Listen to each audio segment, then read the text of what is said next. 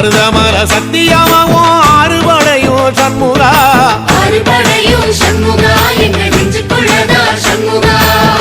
தங்கரதம் ஏறி வந்து நீ எட்டி பாறையா சண்முகா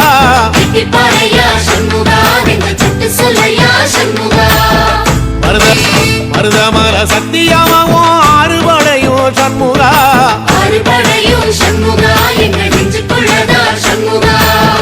தங்கரதம் ஏறி. இப்பொழுது நீங்கள் காண இருப்பது சிவன்மலை.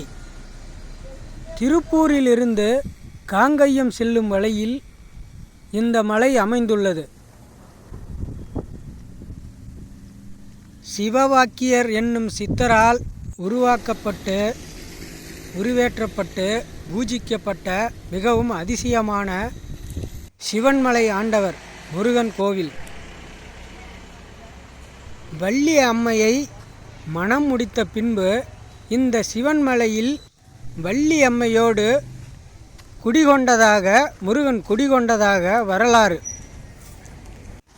அன்னை பார்வதி தேவியும் சித்தர்களில் அகத்தியருமான இவர்கள் வந்து இறைவன் சிவனை வேண்டி தவம் செய்ததாகவும் தல வரலாறு உள்ளது. சிவன்மலையில் அருணகிரிநாதர் திருப்புகழ் பாடியதாக தல வரலாறு சொல்கிறது. நவ கிரகங்கள் ஒரு திசையை நோக்கியிருப்பது மிக அதிசயமான ஒரு ஸ்தலம். மிகவும் அதிசயமான உத்தரவு பெட்டி ஒன்று இங்கு உள்ளது. காலகாலமாய் அதை பக்தர்கள் உத்தரவு பெட்டியாக எண்ணி முருகப்பெருமான் ஏதாவது ஒரு பக்தரின் கனவில் போய் இந்த பெட்டியில் இன்ன வையுங்கள் என்று உரைப்பாராம். அந்த பக்தர் அந்த பொருளை வாங்கி வந்து கோவில் அர்ச்சகரிடம் கொடுக்கும்போது அவர்கள் கோவில் நிர்வாகம் சாமி முன்னாடி மறுபடியும் பூ போட்டு கேட்பாங்களாம், இந்த பொருளை வைக்கலாமா வேணாமான்னு. சிவன்மலை ஆண்டவர் உத்தரவு கொடுப்பாராம்.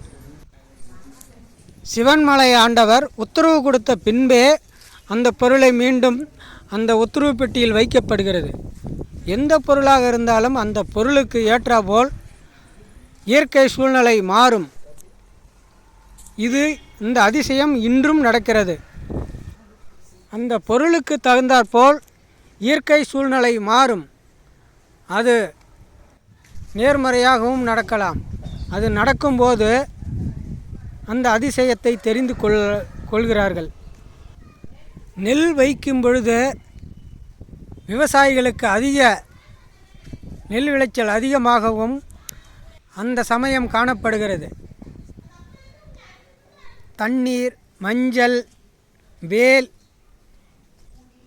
பல பொருள்கள், துளசி, எத்தனையோ பொருள்கள். ஒவ்வொரு பொருளும் ஒரு பொருளை வைத்த பிறகு அடுத்த ஒரு கனவில் வந்து சொல்லி அந்த பொருளை கொண்டு வரும்போது பொருள்கள் மாற்றப்படும். ஒவ்வொரு பொருளுக்கு தகுந்தாற்போல் இயற்கை நிலை மாறும். இது இன்னமும் நடந்து கொண்டிருக்கிறது. சிவன்மலை கோவிலில் இன்னமும் நடந்து கொண்டிருக்கிறது. அதிசயமானது ஒன்று.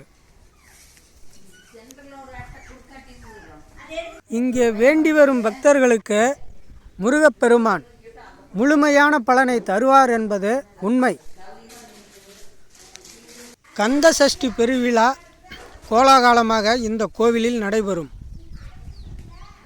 தைப்பூச தேர் திருவிழா இந்த கோவிலில் தேர் திருவிழா நடைபெறும்.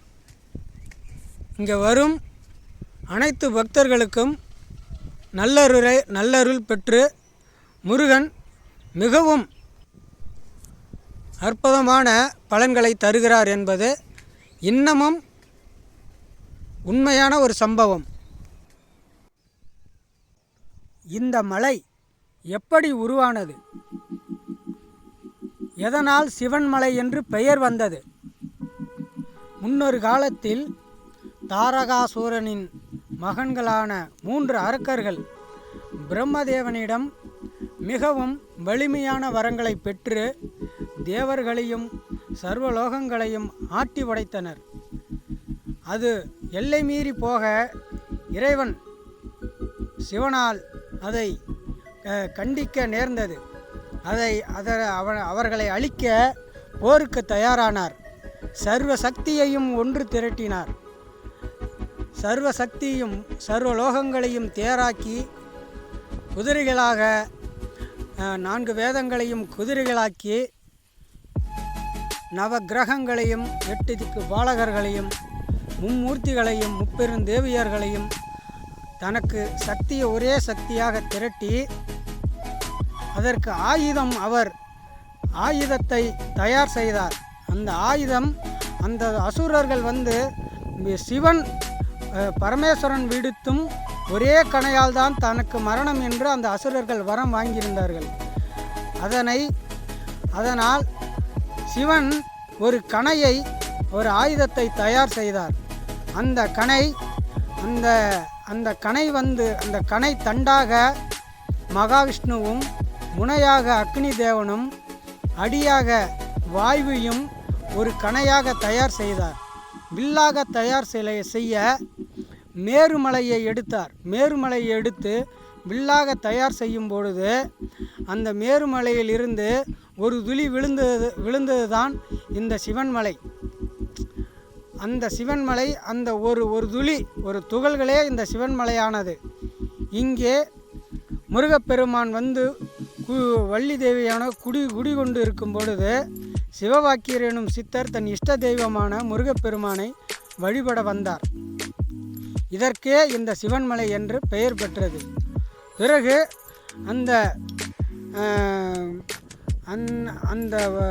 பிறகு சிவபெருமான் அந்த மூன்று அசுரர்களையும் அழித்தார். அந்த முப்புறத்தையும் அவர் அழித்தார்.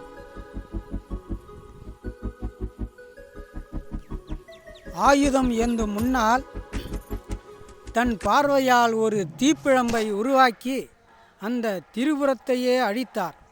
அந்த முப்புறத்தையும் எரித்தார். இதனால் அந்த மேருமலையிலிருந்து சிதறிய துகள்களே சிவன்மலை. அந்த மேருமலையே வில்லாக திரித்தார். அந்த வில்லின் கயிறாக வாசுகி பாம்பையும் அவர் தயார் செய்தார். மிகவும் வலிமையான ஈஸ்வரனாக மாறி அந்த மேருமலையில் இருந்து விழுந்த துகள்களே சிவன்மலையானது. இதுவே சிவன்மலை என்று தல வரலாறு கூறுகிறது. இங்கே அநேக சித்தர்கள் வாழ்வதாகவும் இந்த மலையிலிருந்து பழனி இன்னும் சென்னிமலை பல்வேறு மலைகளுக்கு பாதாள வழி இருப்பதாகவும் இங்கே சிலர் கூறுகிறார்கள். அதனால் இம்மலையில் கண்ணாடி பெட்டியில் உத்தரவு பெட்டியில் வைக்கப்படும் ஒவ்வொரு பொருளும் ரொம்பவும் அற்புதமானது, ரொம்ப அற்புத சக்தி உடையது. இந்த கோவில் ஒவ்வொருவரும் இந்த சிவன்மலை முருகனை வணங்கி அருளை பெற்று வாழ்க்கையில் எல்லா நலமுடன் வாழ வேண்டும் என்று கேட்டுக்கொள்கிறேன். நன்றி, வணக்கம்.